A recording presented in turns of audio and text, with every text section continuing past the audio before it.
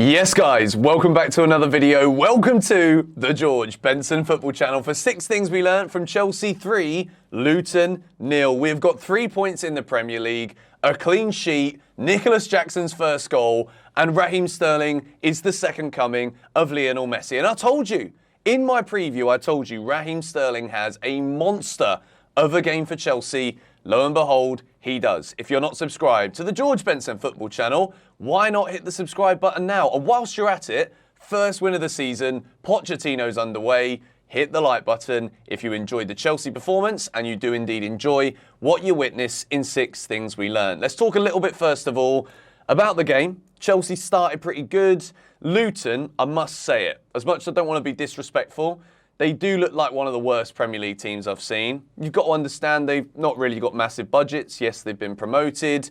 A lot of people surprised that they came up from the Championship, winning the playoffs. But they do look as though they're going to struggle. It's the second time they've lost by 3 goals already in the first 2 games. But Chelsea today, we started to see things ticking over. Partnerships were starting to build. I thought in the first half, we did look a little bit slow. The build-up was once again quite slow. We go in at half-time 1-0 up. Sterling scores an incredible goal. It's fantastic. We'll talk about him in a moment. But Chelsea looked as though we're still looking to enter the gears. And I think at this stage of the season, when you've got all the injuries that we've got, you look at the way that the team is set out and the lineup, and you're thinking, well, there's only really 2 attack-minded players in the team. If you think about the roles that we understand generically for each player, Jackson and Sterling were the only real attackers. So when it comes to creating lots of chances, scoring lots of goals, that balance will come when injured players start to come back. I think there's definitely a way that we see Broja get back into this team. Maybe Jackson dropping into more of like a number 10 role, because today Gallagher playing a bit more advanced. I thought he was at a good game. Everyone had a good game, but there was really a lack of imposing from Gallagher in the final third. But Chelsea go in at half-time 1-0 up. We can be happy with that, but you're looking at it and you're thinking, you never know what you're going to get here with Luton, because at 1-0 against any team in the world, whether it's a flipping cup game against the League 2 side, to only be 1-0 up, you're thinking, we need another goal here, because otherwise it's going to get a bit nervy. And it did. It got to a point about 62 minutes in, I think I was saying, if we don't score one soon, then I think this could be one of those horrible games where we're talking about a 1-1, and the way that we were playing up until that second goal wasn't brilliant. It wasn't amazing. But then we got that second goal, Raheem Sterling again. He could have had more. He could have had a hat-trick today. Maybe should have done if his first touch was a little better. And then we killed the game off. Luton weren't offering anywhere near enough going forward. Sanchez had to make a really good save, which it almost looked like it got stuck to his hand, like there's bloody glue on it. But it didn't. We move into the first blue box of the season.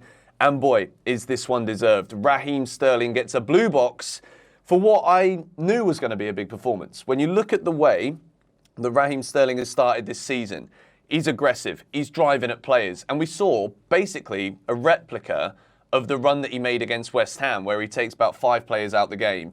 It's one of the best Chelsea goals that I've seen for a while. The build-up across the midfield, we can obviously see that Chelsea are packing out that midfield with Gallagher in there, Enzo, Caicedo.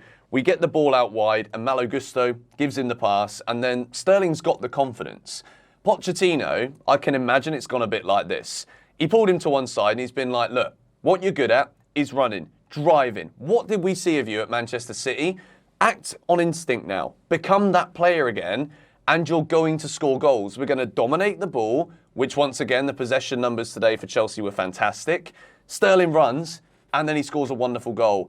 And the second one as well, it's massive. Chelsea at 1-0, like I said, we were nervy. I thought we need a second one here because Luton might get another chance. Sterling scores again. And I think the confidence that this man's going to have right now, based on what we saw against West Ham, the performance there was absolutely magnificent from Sterling. Or I should probably tame that in a little bit. Today, he was magnificent. And credit where credit's due. I think of all the players that we've discussed so far this season, Sterling has been the most talked about from me. I thought there was a poor start against Liverpool, grew into it. Poor start against West Ham, grew into it, and was the best player on the pitch for Chelsea. So Raheem Sterling gets a blue. We move into box number 2, Levi Colwill. This guy is the real deal. I don't think I've ever seen a player so young after one big season in the Premier League, walk into the number 26 shirt, iconic at Chelsea Football Club for the big JT. He looks incredible. Some of the passes forward that we saw from him today, over the top, the little ones, always looking to pass the ball forwards. I think we're talking here about by the end of this season, top 3 centre-backs in the Premier League. And I think everybody, rival fans, will agree. I think Levi Colwill looks so composed. Whether it's on the ball, whether it's making tackles. I think there was only once today that he got dribbled past, and then luckily it's Luton, nothing happened for it. But Chelsea today, defensively on the whole, we looked really good. I thought Silva looked great as well. Disasi, probably the weak link in there. But I would say Levi Colwill has proved to me today that there's no way he can be taken out of this team. When Benoit Badiashile comes back, Badiashile is either more than good enough to displace Silva, Disasi, but Colwill cannot be removed from this team. He's absolutely phenomenal. A Rolls Royce of a defender. We move into Malo Gusto, box number 3. This guy today, it looked as though he's ready to make the right-back spot his own at Chelsea, which obviously with Reece James, we know how great he is, but considering the man gets injured almost every time he plays, how delighted can we be to have Malo Gusto there? A bit reluctant, I thought, in the first half to try and get forward, but he still got forward enough to get the assist, gets the second assist as well. And I think for a player who's only 20 years old, I was saying it in the GBFC watch-along for the game, Gusto looks like probably the most competent 20-year-old right-back, maybe in world football right now. He's comfortable enough to get forward, he measures his runs, he's not constantly looking to bomb forward. He's got almost like a traditional right-back's way of managing the balance between the defence and the attack. And to get 2 assists as well, this is everything that we want to see. Chelsea today were focusing more of their play down the right side. I'd say that Chilwell looked a bit nervous today. I'm not going to give him any kind of box in this video because it wasn't his best game. He should have scored. Chelsea should have had more, to be honest. And I do think Chile looked a bit nervous. Let me know your thoughts on this in the comments down below. Brilliant stuff, though, from Malo Gusto. We move into box number 4, Nicolas Jackson. This guy could have easily had a couple of assists today as well to pad out those stats a bit more. He gets his first Chelsea goal.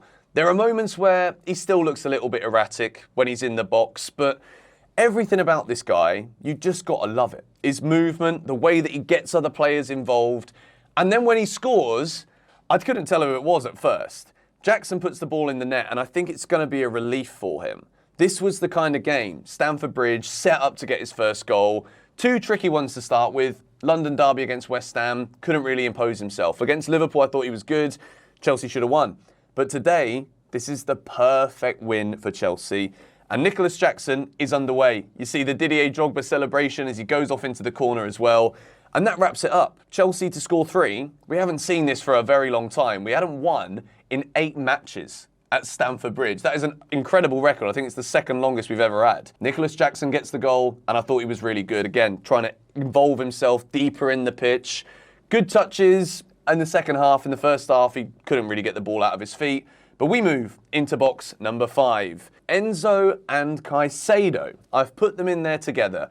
It wasn't the best performance from either of them, but considering it's the first time they've ever started for Chelsea together, we just look so much more balanced. I wasn't that worried when Luton were going forward, and I don't know if that's because there was a lack of quality with Luton, or because Chelsea have now got that guy that can just sit there in front of the defence and make Enzo feel more comfortable, make Gallagher feel more comfortable, make everybody in the team more comfortable, so that when Chelsea do win the ball back in defensive areas, we can get it forward to more players progressively because we're already further up the pitch. And in the second half, Caicedo's diving in, making slide tackles, winning the ball back. He grew into this game massively. Bit worried when he fell over in the first half. I think Sky overdid the coverage of him falling, being like, oh, he just looks a bit shaky, doesn't he? Yeah, he's still not fully fit. He didn't have a massive pre-season, but he gets the full game today, and I thought he was absolutely brilliant. Or maybe he came off. I can't remember. I was too busy chatting to you lot in the live stream. Enzo as well, always trying to make things happen. Could have had a goal today, maybe should have done. Hits the post, but once again, Enzo and Caicedo, this is something that is going to enable Chelsea to cook this season, and we saw that partnership today for the first time. Box number 6, to wrap up the 6 things we learnt video, momentum. This is a big win for Chelsea. It's the first one under Maurizio Pochettino. I'm a bit confused still about the whole 3 at the back thing. I think I want to see us move away from that as soon as we can, but I think Pochettino is having to adapt at the moment because there isn't that many attackers. Noni Madueke would have liked to have seen him come on, get some minutes today. Maatsen comes on, gets himself a booking, but the momentum now, Chelsea go into another couple of home games. Wimbledon in the Carabao Cup, which we got to bloody beat Wimbledon, haven't we? Surely. Nottingham Forest next week before the international break. 3 home wins in a row. When was the last time Chelsea won 3 home games in a row? Let me know in the comments down below. But these are must-win games coming up, and I think now we're going to get the confidence. Scoring 3 goals at Stamford Bridge, we have not done this since I think October last year or something daft like that. We need to grow from this. It's a big win. I know it's only Luton. I can see you guys already now being like, it's only Luton. Don't get too carried away. No, that is not how things go here on GBFC. We love it. We revel in the victories. Chelsea 3, Luton 0. Let me know the 6 things that you learn in the comments down below. Thank you for watching. Come on, you Blues.